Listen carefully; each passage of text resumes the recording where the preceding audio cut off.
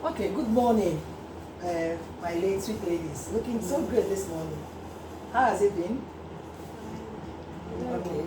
Anyway, my name is Betty Ibuna, and let me start by saying that I'm so pleased to have you all this morning here. I usually introduce myself as a work-life balance advocate because I believe that whatever we do, be it career, be it family, we must be able to balance everything so that none of the items are suffering, activities are suffering, or there won't be any conflict whereby we start running out of time. So this morning we are going to be talking about you, beautiful ladies. Lagos is tough, we all know. Coupled with the fact that there's scarcity of fuel everywhere, I want us to just share, talk from experience. How have you been coping? Managing our families, managing our work, and even also managing our affairs with our God, because we know that God is our creator. So let me start with you by telling you to introduce yourself, you and far left. Okay, my name is Mrs. Martha Omaji. I'm an educator, and I've really been working as a teacher, an English teacher, for the past 8 years here in Lagos with about 3 international schools. Aside that, also I run an educational consult where we train teachers, we train students on public speaking, on other knowledge acquisition skills also. And I'm a mother of 2 children. Wow, okay. Two boys, 1 3, and the other one is just 7 months old. So that is it. So that's it. Nice having you here today, and you. Pleasure. My name is Edna Juliana. I work as an accountant in a school. Okay, I've been an accountant for the past 8 years in Lagos State. I'm a mother of 2 children also, a boy and a girl. My girl is 3, my boy is 1. Wow, okay, so beautiful. I mean, these are young ladies who are also trying to build their careers. I mean, it's not easy to build careers. I mean, in this environment, what we are seeing these days, it's not really easy to build careers. But I know that it requires some kind of, a little bit of planning here and there. So let me hear from you. How have you been able to balance your home, take care of the children, take care of your work, and then also be able to satisfy the obligation with God? Balance. I don't know if there will ever be a kind of balance when we talk about balance, but we just it's all about how we've been managing it, how we've been able to cope. It's not easy for the past, especially because when I was living on the mainland, it was easier. Okay. By then I didn't have children, but moving to this place, having in a space of 5 years, it's not really been easy because the traffic is one thing. I used to work in a place where I had to enter a vehicle, and that was the stress. So you see that I'll have to, you wake up around 4, get to work around 9. That's if there's traffic. You can be in that traffic for 2 hours and all of that. And you start your day with a kind of emotional pressure because you don't know what your superior is going to say for coming late. So, and before you come back at night, you may leave work at 4:30, you're getting home at 7, 8, and before you know it, you see that the family is somehow suffering. It's not as if, but you just have to manage the children. You try as much as you can. Maybe make, okay, how do I do it? I have to make food. Everything food will have to be done on the weekend. So that Mondays to Fridays, you just have to microwave and give to the children. And sometimes, there may be sometimes you wake up and you find out that, oh, this food they are meant to eat is not even available. You were unable to do that. And look around, you just find one snack or the other and give them that thing. So, and seriously, there will not be a balance. It's just about managing. You have to be able to cope because there are lots of pressure at the workplace. So you have to cope with that and be sure that you don't bring in events or incidents at the office, you don't bring it into the No, home. exactly. So once you're coming back, no matter how the frustration was at your workplace, you hang your problem somewhere at the door. You don't go home with it, because if you do, you'll find out you'll be transferring aggression to the children. And once you start doing that, the children start getting scared, and you find out that they are suffering gradually. Their self-esteem and every other thing, you are killing it gradually. Then the issue of God, that's, I don't know, but it seems that aspect seems to suffer a lot, Wow. more than Who's that? every other aspect. Now, when you wake up, you're struggling to even pray. You wake up at 4:30, you rush to the kitchen, do one or two things, you start bathing the children, and before you could even call all of them out for prayer, you see that one is already crying. Maybe he doesn't want to have his bath or something, he's already crying. And instead of, normally you devote maybe about 1 hour or 30 minutes, and you find out you are only spending about 5 minutes in the morning praying. And when you come back, everyone is exhausted. Wow. It's only the only time you have, or let me say I have really, for God, happens to be, okay, maybe a few minutes in the morning, few minutes in the night, then on Sunday when we go to church. After that, you come back, and you know how exhausted it can be also, because on Sunday you start working again to get the other week ready. So I think it's been more of the relationship with God suffering. But that of family is not easy. Managing it with work is not very easy. Wow. Very, very, very, so interesting. I mean, it's so interesting in such a way that I'm just beginning to wonder. You mentioned cooking all the foods at weekends and store them in the freezer and all that. And then you also went ahead to say that you just microwave. And my mind was like, with what light do you microwave it?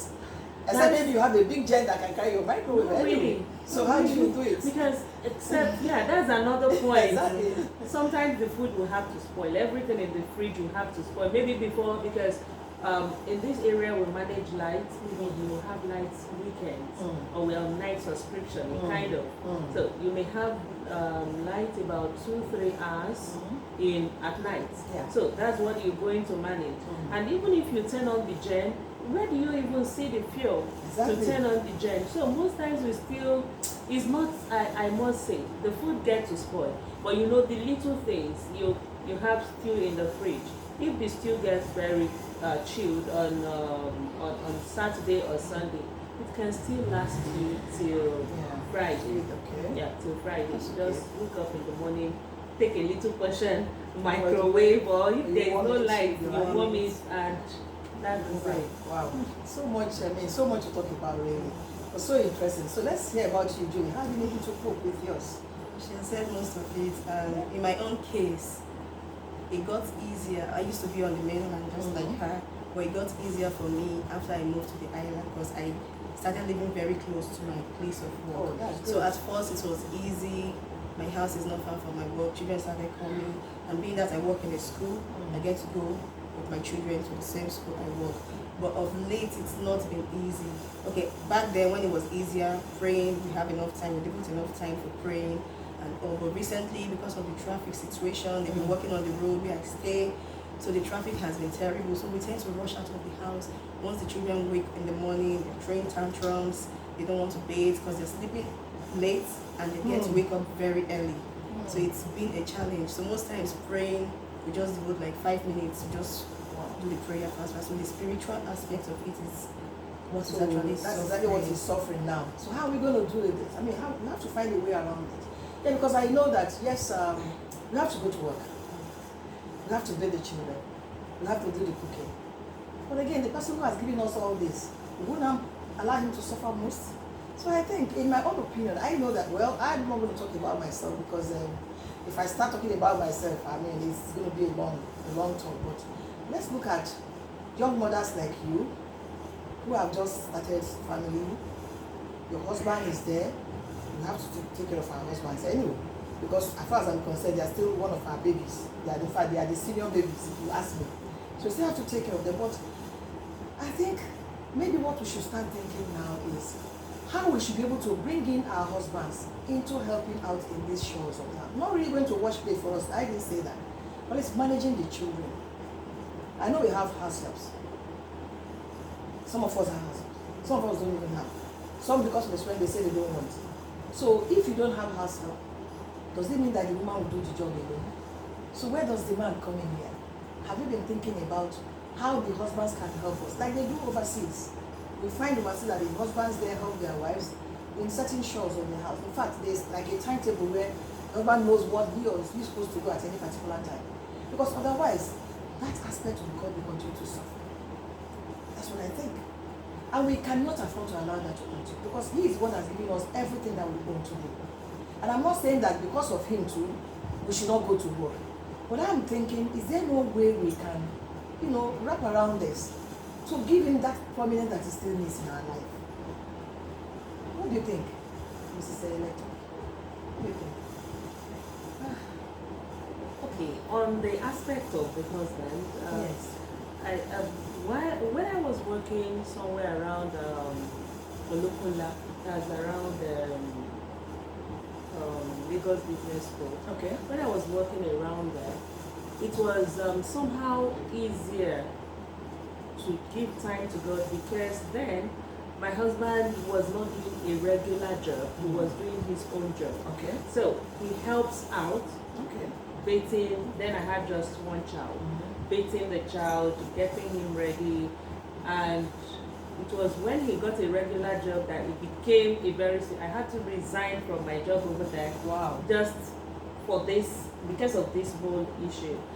And right now, he's on a regular job, and he has to leave the house even before we wake up. If he must get to work early.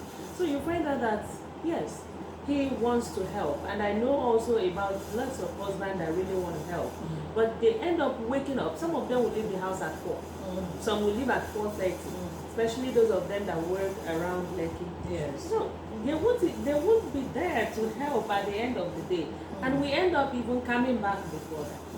So because of that, it's not they help. Okay. Sometimes he may wake up and he will decide, like last week, he decided to be late about 2 times to work. Okay. So that I would be able to rest. Yes. So he gets up before me, he bathes the children, dresses them up, so that I will get some sleep. That's good. But in that, it's still the same issue of rushing, when you have time to pray. So what we're thinking that we're going to be doing is this. Okay, we'll say a little prayer, a very short prayer in the morning. Exactly. Then when we come back, we'll try as everybody should be home 8:30. When that 8:30, we say our prayers at least for 30 minutes. Good. Before we go to bed. Perfect. So That must be a way out. we're going to start that by Yes, Monday. So absolutely. let's see how exactly. it works So that out. is the solution I want. We must prefer some solutions because if we say because things are rough and things are tight, then we are going to be neglecting the most important part of our life. Because without Him, there's no life for us. So we must also bring that to bear. So I'm happy to hear that because I wanted you guys to say it yourself. I mean, I don't want to be the one suggesting, but now that you have said it, it's easier to carry out, to implement when it comes from the horse's mouth, they say. So what about you, Julie? In my own case, for husband helping, okay, in my own family, my husband doesn't stay in Lagos. Oh my God. So he works in another state. He comes back probably after 8 weeks. So basically the work is left for me and the few people I have in my house to assist. Okay. But the way children can be, they can be very clingy. So my child doesn't want any other person to bathe her in the morning. It has to be mommy bathing her, feeding her. So it's usually a challenge, mornings especially. So that praying in the morning it's been like that for a long time. So it's always a rush. Like she said, probably people might have to start her own method so that they're planning to start probably in the evenings. Depends, most times we get home 7. So maybe what I can do is probably once the bath eats, we pray immediately, even if they are not going to bed immediately. Because most times you can't even say when they would sleep. Most times from the car, back home they're already sleeping. You're So right. because they're tired, it's been a long day, the traffic and all. So in that case, you go to school with your children. Yes. So I think you have a better chance. Okay. Supposing we decide to, when you get into the car, you just say a small prayer while we are going on the way to school. Because these children are young, I know. Yeah. But we have to start now to teach them to say that even if it's just a sign of the cross, I don't know which church you go to, whatever it is, sign of the cross or whatever prayer. God, as we are leaving the home, we commit ourselves into your hands. Take us safely to our destination and bring us back. God hears it. He knows our hearts. He knows we want to do it, but maybe because time or whatever. But to neglect it and say until push it till Sunday, I think is something that's so far. So once in a while like that, in the car, as we are going to work, just say something like that. And then just like Mrs. Leto said, in the morning, you don't even have to kneel down. You can just be standing, having your breakfast. As you say your breakfast for morning prayer, or you even have not have breakfast. As you are going, just say, commit yourself to God and go. And then on Sunday, and then maybe Saturday, I know we go to market on Saturday, but Saturday we don't go to work. So in the evening on Saturday, we can do more of devotional as a family. And then on Sunday we go to church. Because this is the person that's giving us this life. And we not just have to adore him and recognize him in everything that we do. So I think, I don't know, do you have any comment, any other thing to say? But for me, I think what we need to do is, Lagos is tough. I understand. But no matter how tough it is, there's this adage, you are the English teacher, maybe you can remember that. They say the people that survive, I don't know, the tough, survive the tough, whatever. There's an idea that says it is those who are tough that survive the situation on ground. Something like that. So we just have to toughen up also to be able to challenge the situation that we are facing. More so now that there's no fuel. You know, you go out, you queue up for fuel, or you don't even queue up, you enter the traffic because those who are queuing for fuel are blocking the traffic, and then you get to work late. And then again, I wonder, how then do we settle down? How do we get our orientation right to then start with a good frame of mind to work? And then to teach. You know, it is difficult, but we cannot give up. We can't give up. The most important thing is that we have to recognize that there's a problem, identify that problem, and then find solution, just like you have to find a solution now. And everything depends on how we plan it. So number one is that we must have a plan on ground. And we must have to have a way of following that plan. Because it's one thing to have a plan. There's another thing to be able to implement the plan. And then again, my number one, key word there is prioritization. How do we prioritize? Which one comes first to us? If you don't itemize things and then be able to pinpoint that this is the one that should come first, then we will get it wrong. So balancing may not be that easy, but it's meeting it midway and creating a playing level ground for everybody to be happy. Is I think what is achievable. It depends on us, it depends on you, it depends on you. My system may be different from your system, but the bottom line is that we have to have a goal, and for us to have that goal, we must have a plan to be able to achieve that goal. So I want to say thank you so much, ladies, for giving me your time. I believe that maybe some other time if I need you, you avail me your time so that we can chat more and talk more about other things. Not only about work-life balance, but also other things that has to do with family. We know that there's so much decadence in the system now. That's why we need it. Maybe in some other episode we can talk about that. But for now, let's thank God for today. And I want to say thank you so much for coming. Mrs. Lector, thank you so much. Mr. Julie, thank you so much for being part of this. I appreciate it. And my name is Betty Lebuna. This is one of the first of the series that we're going to be doing. I'm going to be doing more of this, especially this support. Thank you. Thank you for having us. Thank you.